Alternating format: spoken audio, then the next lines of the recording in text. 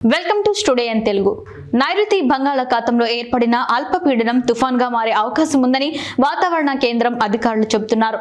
బుధవారం నుంచి 5 రోజుల పాటు రాష్ట్రంలో వర్షాలు పడే అవకాశం ఉందంటున్నారు విశాఖ వాతావరణ డైరెక్టర్ సునంద. ఈరోజు తమిళనాడు పరిసర ప్రాంతంలో నైరుతి బంగాళాఖాతంలో ఉపరితల ఆవర్తనం ఉంది. ఈ ఆవర్తన ప్రభావంతో రానున్న 24 గంటల్లో అల్పపీడనము ఏర్పడనుంది. ఈ అల్పపీడనము బలపడి మరిన 24 గంటల్లో వాయుగుండంగా మారే అవకాశం ఉంది. ప్రస్తుతం అల్పపీడనంగా మారిన తర్వాత ఈశాన్య దిశగా కదులుతూ మధ్య బంగాళాఖాతంలోనికి వాయుగుండంగా మారే అవకాశం ఉంది. వాయుగుండంగా మారిన తర్వాత కూడా దాని యొక్క గమనం అనేది ఈశాన్య దిశగా కదిలే అవకాశం ఉంది. దీని ప్రభావం వలన మన ఆంధ్ర రాష్ట్రం మీద మాత్రం తేలికపాటి వర్షం మాత్రమే ఉంటుంది.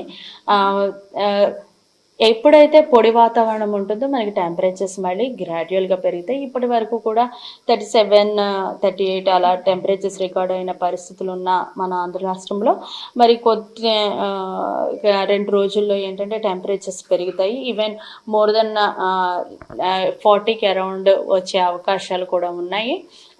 మార్నింగ్ అంతా టెంపరేచర్స్ ఉండి ఆఫ్టర్నూన్ 1 లేదా 2 చోట్ల క్లౌడ్ డెవలప్ అయ్యి తేలికపాటి వర్షాలు కూడా ఉండే అవకాశం ఉంది. 1 లేదా 2 చోట్ల మాత్రమే ఉంటాయి. ఎక్కడైతే ఈ యొక్క క్లౌడ్ డెవలప్ అయ్యి ఉరుములు మెరుపులతో కూడినటువంటి జల్లులు ఉంటాయో అక్కడ మాత్రమే ఈదురుగాలులు ఉంటాయి. ఈదురుగాలుల యొక్క వేగము గంటకు 30 నుండి 40 వరకు ఉండే అవకాశం ఉంది. రానున్న 5 రోజులు కూడాను ఈ యొక్క తేలికపాటి వర్షాలు 1 లేదా 2 చోట్ల ఉంటాయి. అలాగే మార్నింగ్ పగటి ఉష్ణోగ్రతలు కొంచెం పెరగడానికి కూడా అవకాశాలు ఉన్నాయి.